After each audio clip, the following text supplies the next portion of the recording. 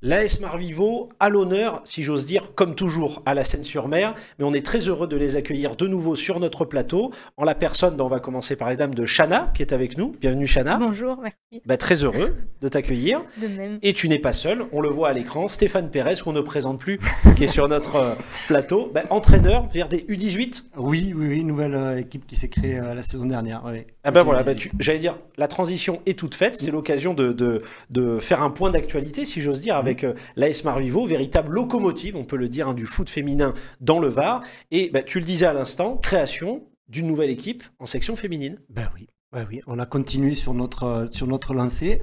C'était la dernière catégorie où il nous manquait une équipe. Donc on l'a créée l'année dernière, fin de saison. On a démarré, on avait une douzaine de filles. Il y en a certaines qui nous ont rejoints en cours de saison.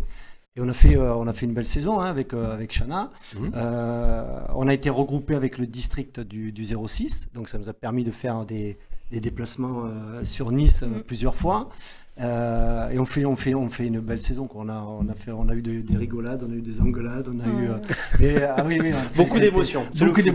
Beaucoup d'émotions avec cette équipe et ça a été extraordinaire. Honnêtement, on a passé une super saison. Alors je disais à l'instant que l'AS Marvivo est véritable locomotive dans le Var du foot féminin. Vous n'allez pas le dire, mais nous, on le sait, sur Info 83. Et la preuve, parce que vous avez été, on peut le dire, en lauréat en 2024. Encore, alors c'est pas la première fois. Vous avez encore maintenant des prix, justement, pour tout ce développement du foot féminin tout à l'AS Marvivo. Tout à fait, Mehdi, tu as raison.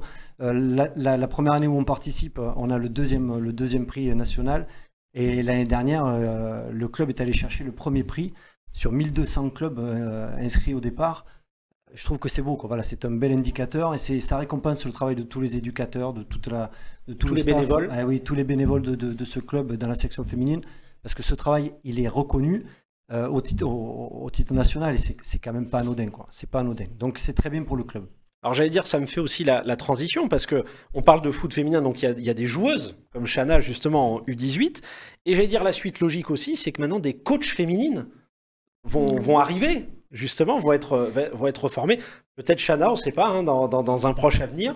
Mais justement, est-ce que tu pourrais nous dire deux mots justement sur ces coachs féminines? Je crois qu'il y en a 6 qui vont arriver à l'AS Marvivo. Voilà, il y a 6. Il y en a 6 du coup qui ont participé à une formation Next Gen, qui consiste à former de jeunes filles au métier ou au loisir de coach.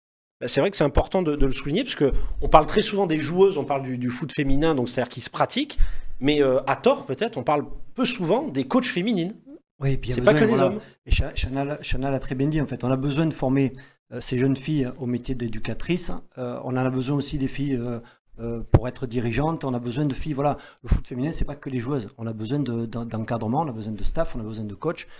Chana fait partie de cette équipe de 6 jeunes qui vont apprendre ce métier, et moi je trouve ça formidable, quoi. Voilà. Et encore une fois, on reconnaît le travail des filles, et c'est très bien. Et j'allais dire, encore une fois, là, on peut dire l'AS Marvivo fait partie des précurseurs, est-ce qu'on peut le dire comme ça? Oui. Parce que c'est le cas. Oui, parce que figure-toi qu'il n'y a que 10 clubs en France qui ont été choisis pour mener à bien ce projet, parce qu'au départ c'est qu'un projet.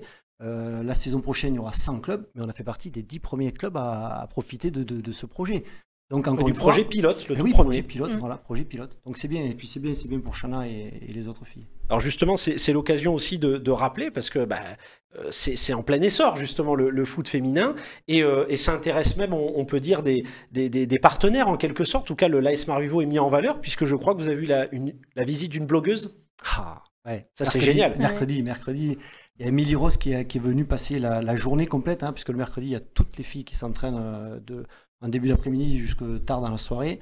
Elle est venue passer un moment avec nous et elle s'est rendue compte qu'en fait c'était formidable, quoi, parce que toutes ces filles, tout l'après-midi sur le terrain, voilà, c'est beau, quoi. Voilà. Elle n'avait pas vu ça, ça allait des toutes petites U6 jusqu'au moment, on a terminé par les loisirs. Et voilà, c'est beau parce que, encore une fois, la Fédé se rend compte qu'il y a quelque chose qui se passe dans le foot féminin à Marvivo. Voilà. Tout à fait. Donc, j'allais dire un reportage à venir. À venir, très certainement, après la remise du prix de Tout Foot qui aura lieu le 5 et le 6 juillet et qui sera diffusé à ce moment-là. Et puis, oui, un reportage à venir. Ouais. qui encore une fois mettra en avant les filles et c'est très important. Encore pour nos téléspectateurs, une grande fierté pour le Var justement d'avoir un club comme ça précurseur dans le foot féminin, l'AS Marvivo à la Seine-sur-Mer. Et c'est l'occasion aussi, puisque l'AS Marvivo ne s'arrête jamais, c'est-à-dire que le 21 et 22 juin 2025, le tournoi, 50 équipes. Tu vas dire un mot, Chana? Chana, il faut nous dire un mot justement pour nos téléspectateurs. Ce tournoi 100% féminine qui va regrouper l'ensemble des catégories. Ça regroupe un peu le projet en fait de la section féminine mise en œuvre dans un tournoi, comme si c'était la récompense en fait de voir qu'il y a autant d'équipes qui s'inscrivent dans un tournoi féminin. C'est ce que j'allais dire, c'est l'aboutissement, parce que 50 équipes, c'est énorme. Ouais, c'est considérable. Et pour un tournoi, c'est énorme. Sur 2 jours, on fait ça sur 2 jours. Le premier jour, on aura les toutes petites, des U6 jusqu'aux U11. En soirée, en semi-nocturne, on aura les U15, donc les filles de 14 ans. Et le dimanche, on aura les U13 sur toute la journée. Donc voilà, donc sur 2 jours, on arrive à avoir 4 catégories de filles. Donc c'est formidable. Puis ça veut dire encore une fois qu'on est connu, qu'on sait qu'on fait du bon travail et les équipes viennent naturellement faire ce tournoi. Alors on le rappelle pour nos téléspectateurs, n'hésitez pas à assister à ce tournoi, c'est ouvert, on peut le dire, à toutes et tous, aux plus âgés comme aux plus jeunes. C'est l'occasion, si vous ne connaissez pas le foot féminin, de vraiment y assister. Et on le disait en off, maintenant, il y a un sacré niveau dans le foot féminin qui était déjà là, mais à tort. On savait peut-être pas le mettre en valeur. Et puis là, aujourd'hui, c'est l'occasion de faire découvrir. Et même peut-être pour les jeunes filles qui nous regardent, n'hésitez pas. On peut le dire aussi. Oui. On peut lancer un appel, si j'ose dire. Oui. On a besoin de renforcer les équipes. On a besoin de renforcer les éducatrices également. On a besoin pour toutes les catégories. C'est bien qu'il y ait des jeunes filles qui nous rejoignent et qui intègrent le staff. On a besoin de joueuses. On a besoin d'éducatrices. N'hésitez pas, venez faire un essai, venez voir comment ça se passe, venez voir l'ambiance, il y a une super ambiance. L'ambiance est au rendez-vous. Ouais. Voilà, l'ambiance est au rendez-vous comme elle dit, donc voilà, il faut venir essayer, il faut venir tester. Donc il ne faut pas hésiter, on le rappelle aussi pour le tournoi le 21 et 22 juin 2025 au stade Sébastien Schilacci. Oui. Donc justement à la Seine-sur-Mer, donc n'hésitez pas, même pour les fanas de foot ou les néophytes, c'est l'occasion, venez justement partager cette ambiance. Et on ne l'a pas dit aussi, il y aura un stand en plus pour la bonne cause. Oui. Donc un stand de sensibilisation autour du cancer du sein. Voilà, qui est tenu par les kinés. On y tient et c'est la journée pour en parler. Voilà, c'est la journée pour sensibiliser, c'est la journée pour en parler. On n'attend pas Octobre Rose pour en parler.